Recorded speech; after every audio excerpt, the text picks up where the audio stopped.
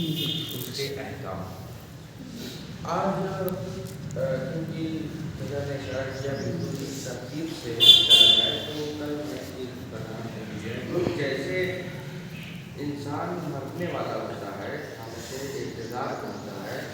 یعنی اس کی جان باہر ہونے والی ہوتی ہے، اس کی جان نکلنے والی ہوتی ہے، بالکل آخری وقت ہے،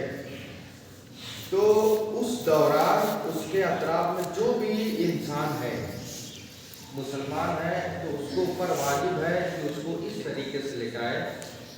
کچھ کی جانب سے اس کو لٹائے تاکہ اس کا جو پیر کا تلوا ہے وہ ہو قبلے کی طرح، یعنی ایسا کہ اگر وہ اٹھ کے بیٹھنا چاہے تو جب اٹھ کے بیٹھنا چاہے تو اس کا جو چہرہ ہے بالکل قبلے کی طرف ہونا چاہیے۔ ایسا کرنا ہر مسلمان پر واجب ہے، چاہے کہیں پر بھی ہو مرنے والا، چاہے گھر میں ہو، ہاسپٹل میں مرنے والا ہو، کبھی بیٹا ایسا ہوتا ہے ہاسپٹل لے کے جاتے ہیں لیکن ایسا سچویشن خراب ہو جاتی ہے کہ وہ مرنے والا ہوتا ہے تو وہاں پر بھی واجب ہے کہ اس کو حالت انتظار میں قبلے کی طرف لٹایا جائے،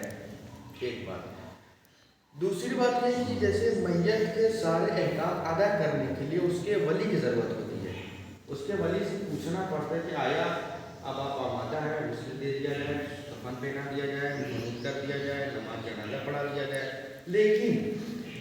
حالت انتظار کے وقت اس کو قبلے کے رخ لٹانے کے لیے اگر صرف میت راضی ہے کہ ہاں مجھے لٹا دو تو یہاں پر اس کے ولی سے پوچھنے کی ضرورت نہیں ہے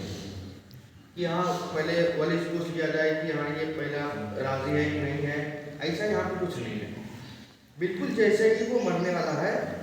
اگر وہ راضی ہے تو اس کے رضایت پر اس کو اس طریقے سے لٹا دیا جائے گا قبلے کے، اس کا جو پیر کا تلوا قبلے کی طرف ہو۔ دو بات۔ تیسری بات یہ کہ جب انسان مرنے والا ہوتا ہے، جب وہ حالت انتظار میں ہوتا ہے، جب وہ ختم ہونے والا ہوتا ہے، جب وہ مر جاتا ہے تو اس کے اگر وہ مقروض ہے، اگر وہ کسی کو اس کو قرض ادا کرنا ہے تو اس کی، اور جیسے مثلا نماز شمار اس کی جو باقی ہے، روزے باقی ہیں، تو اس کی میراث بٹنے سے پہلے اس کے جو اس کا جو مال ہے اسی میں سے اس کو ادا کیا جائے۔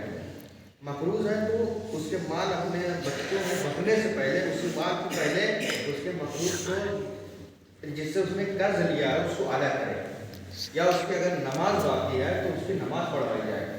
روزے باقی ہیں تو اس کے روزے رکھوائے جائیں۔ اس کے بعد کا مرحلہ آتا ہے کہ انسان یہاں پر اس کے اپنے یعنی اس کے جو بیٹے ہیں اپنے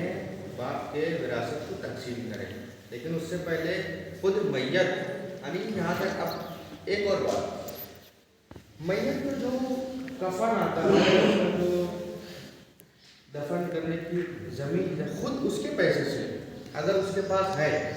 تو خود اس کے پیسے سے لیا جائے، اگر نہیں ہے تو اس کے مثلاً اس کا بھائی ہے، اس کا بیٹا ہے، اگر اس کے پاس ہے تو وہ اس کو دے سکتا ہے، لیکن سب سے اولویت کیا ہے کہ خود اس کے پیسے سے کفن دفن سب اس کے پیسے سے ہو، اور وراثت بٹنے سے پہلے اس کا قرض ادا کر دیا جائے، نماز ہے تو نماز بھی پڑھوا دی جائے۔ کوئی سوال آپ کے ذہن میں؟